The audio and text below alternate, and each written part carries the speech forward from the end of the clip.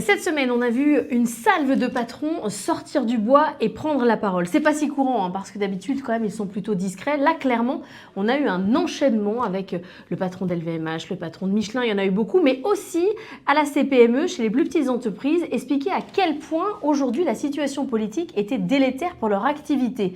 Vendredi, 5h02, la CPME a carrément fait un communiqué pour expliquer aujourd'hui les atermoiements sont suicidaires pour notre économie, pour les grandes comme pour les petites entreprises. C'est pas un appel au secours, c'est un coup de semonce.